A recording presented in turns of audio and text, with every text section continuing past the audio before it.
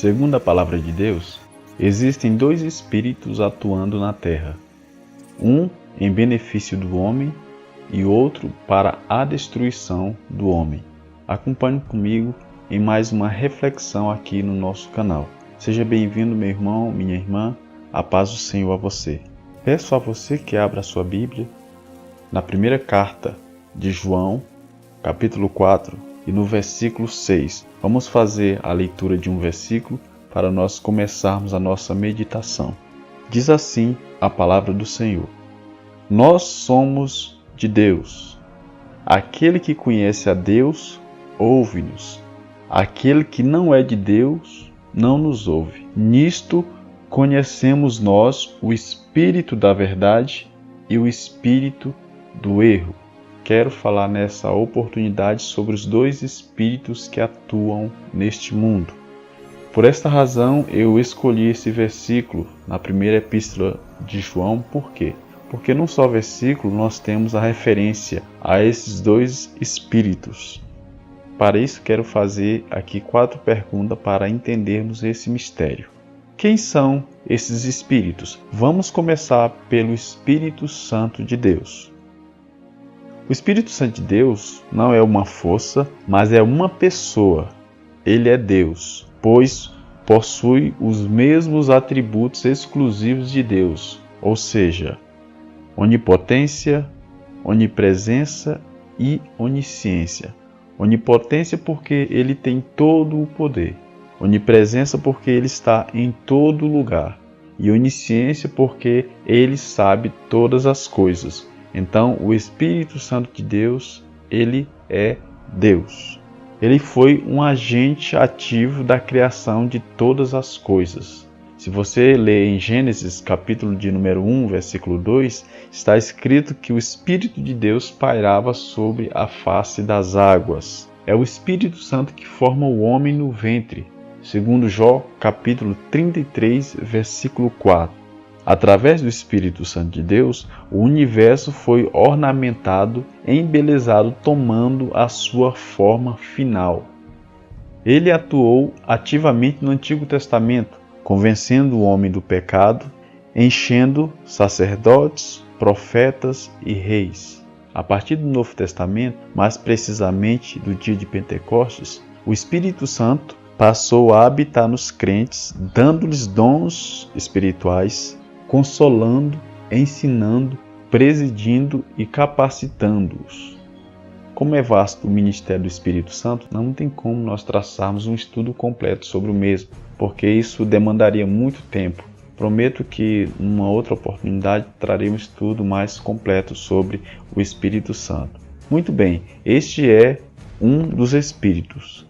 Em contrapartida, temos o espírito do anticristo, que não é onipresente, não é onipotente e não é onisciente, ou seja, ele não está em todos os lugares, ele não é todo-poderoso e nem sabe todas as coisas. O espírito do anticristo procura sempre imitar o Espírito Santo, mas fazendo totalmente o oposto, sempre visando a destruição da humanidade. O Espírito Santo leva o homem para cima, já o espírito do anticristo leva o homem para baixo. O Espírito Santo de Deus levanta o homem. O Espírito do Anticristo derruba o homem. O Espírito Santo de Deus restaura o homem à imagem e semelhança de Deus. Já o Espírito do Anticristo é totalmente contrário. Ele destrói a imagem e semelhança de Deus no ser humano. A Bíblia não quer dizer que é um só Espírito, mas são milhões e milhões de demônios que trabalham de uma maneira unificada, visando um mesmo propósito, ou seja, preparar a humanidade para receber o Anticristo. Você vai entender isso quando você ler a segunda epístola de João, o versículo de número 7, que está escrito o seguinte: Porque já muitos enganadores entraram no mundo, os quais não confessam que Jesus Cristo veio em carne. Esse tal é o enganador e o anticristo. Ou seja, João está querendo dizer que são muitos, não é apenas um. Porque não haveria possibilidade de um só demônio fazer esse serviço. Então, muitos demônios trabalham unificados para o mesmo propósito, para enganar as massas, para que o propósito de Satanás venha se cumprir sobre a face da terra. Para que você entenda melhor o que estou falando, lembre-se de uma coisa: assim como João Batista veio antes de Jesus para lhe preparar o caminho, da mesma forma, o espírito do anticristo prepara o caminho para o filho da perdição. Quando nós lemos Isaías capítulo 40 e também o livro de Malaquias no capítulo 4, a Bíblia nos fala que João Batista preparou o caminho e preparou os filhos de Israel para receber Jesus Cristo. Da mesma forma, o espírito do anticristo tem atuado durante todo esse tempo, preparando as massas para a recepção do filho da perdição, que se revelará logo após o arrebatamento da igreja. Quando começaram a atuar na terra? O Espírito Santo sempre atuou na criação e na dispensação dos céus e da terra de uma maneira bem ativa. Em Joel capítulo 2, versículo 28 e 29, Deus promete que derramaria do seu Espírito sobre toda a carne, a saber, sobre todos os que receberam a Jesus Cristo como seu único e suficiente Salvador. Depois de Pentecostes, o Espírito está sendo derramado sobre a igreja e está em plena atividade formando o corpo de Cristo. Já o espírito do anticristo, pelo que entendi nas palavras de João e Paulo, começou a atuar logo nos seus dias. Vamos fazer uma leitura aqui na primeira carta de João, capítulo 2, versículo 18, que diz o seguinte: Filhinhos, é já a última hora, e como ouviste que vem o anticristo, também agora muitos se têm feito anticristos, por onde conhecemos que já é a última hora. Na mesma carta de João, capítulo 4, versículo 3, diz assim a palavra: E todo espírito que não confessa que Jesus Cristo veio em carne não é de Deus, mas este é o espírito do anticristo, do qual já ouvistes que há de vir, e eis que agora já está no mundo. O que João nos dá a entender nesse versículo 3 é que o espírito do anticristo começou a atuar naqueles dias, ou seja, é como se João tivesse profetizado isso para a igreja daqueles dias, e nesses dias isso já estava se cumprindo. Se nós formos analisar a cronologia da primeira carta de João, ela foi escrita entre os anos de 85 a 90 depois de Cristo. Agora vamos fazer uma leitura aqui também em 2 Tessalonicenses, capítulo 2, versículo 7, e vejamos o que diz o apóstolo Paulo sobre o mesmo tema. Porque já o mistério da injustiça opera, somente há um que agora resiste, até que do meio seja tirado. Ou seja, Paulo também traça o mesmo raciocínio, dizendo que o mistério da injustiça, ou seja, o espírito do anticristo, já estava trabalhando naqueles dias, e que a sua atuação se daria até a manifestação do anticristo logo após o arrebatamento da igreja. Como agem esses espíritos? O Espírito Santo age por meio da palavra de Deus e por meio da igreja. O Espírito Santo age como testemunha da morte e ressurreição de Cristo. Ele dá testemunho de Cristo e leva o pecador ao arrependimento. Pois assim como Jesus revelou o Pai a nós, assim o Espírito Santo de Deus revela a pessoa de Jesus Cristo aos crentes.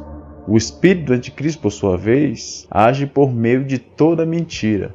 Sem a mentira, não consegue estabelecer a sua obra maligna. Ele age de duas formas distintas. Para enganar o mundo, o espírito do anticristo usa as filosofias, as falsas ciências e as seitas. Para enganar a igreja, ele usa outra metodologia. Ele usa os falsos apóstolos, os falsos profetas, os falsos pastores e os falsos mestres. Qual o propósito deles? O Espírito Santo atua naqueles que obedecem a Deus. Você vai ver isso em Atos capítulo 5, versículo 32. Já o Espírito do Anticristo atua totalmente contrário. Ele controla aqueles que vivem na desobediência. Efésios capítulo 2, versículo 1. O Espírito Santo de Deus guia o homem através da verdade ao reino de Deus. Isso é o que está escrito no Evangelho de João, capítulo 16, versículo 13. Já o anticristo guia o homem através do erro ao inferno e à condenação das suas almas. Jesus disse que o Espírito Santo não pode ser dado ao mundo. Você vai ver isso em João capítulo 14, versículo 17. O espírito do anticristo, por sua vez, está sobre os incrédulos, para que a luz do Evangelho não resplandeça sobre eles. Você vai ver isso em 2 Coríntios capítulo 4, versículo 4. O Espírito Santo, quando atua no homem, gera o fruto do Espírito, que é o amor, a alegria, a paz, a longanimidade, a benignidade, a bondade, a fé, a mansidão, o domínio próprio. Já o espírito do anticristo, quando atua no homem, gera as obras da carne, que são prostituição, impureza, lascívia, idolatria, feitiçarias, inimizades, porfias, emulações, iras, pelejas, dissensões, heresias, invejas, homicídios, bebedices e glutonarias e etc. Toda obra maligna. Tão terrível é o engano de Satanás que a Bíblia nos exorta a resistir ao diabo e nos sujeitar a Deus. Em 1 Timóteo, capítulo 4, Paulo, há 2000 anos atrás, profetizou que a nossa geração se apostataria da fé, dando ouvido a espíritos enganadores. Que espíritos são esses? Bom, esses espíritos, eles trabalham dentro do contexto que nós estamos falando aqui, para realmente levar toda essa geração à perdição. João, na sua primeira carta, capítulo 2, versículo 18, versículo 19, ele nos fala que o espírito do anticristo, começando a atuar naquele tempo, levou muitos a se desviarem da fé. E se naqueles dias, quando a igreja estava em pleno vapor, os irmãos se desviaram, imagine nos dias atuais. É por isso que existem tantas exortações para nós, que estamos nos últimos dias, porque a atuação do espírito do anticristo nos nossos dias é muito maior, é muito mais concentrada do que nos dias dos apóstolos. Portanto, amados irmãos, devemos vigiar, resistindo ao diabo e nos sujeitando a Deus, entregando a nossa vida aos cuidados do Espírito Santo, porque nós não temos outra saída.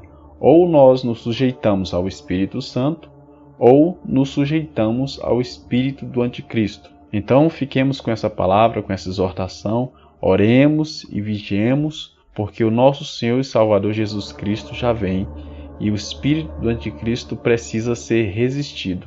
Não devemos aceitar nada que esteja fora da palavra de Deus nas nossas vidas. Amém? Graça e paz a todos, que Deus nos abençoe em o nome de Jesus.